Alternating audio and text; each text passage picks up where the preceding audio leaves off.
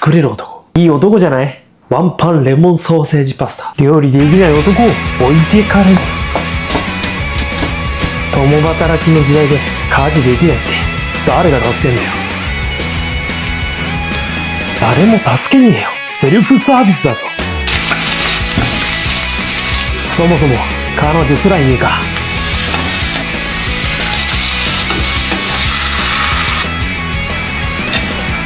俺に彼女はいない。いないんじゃない。できないんだよ。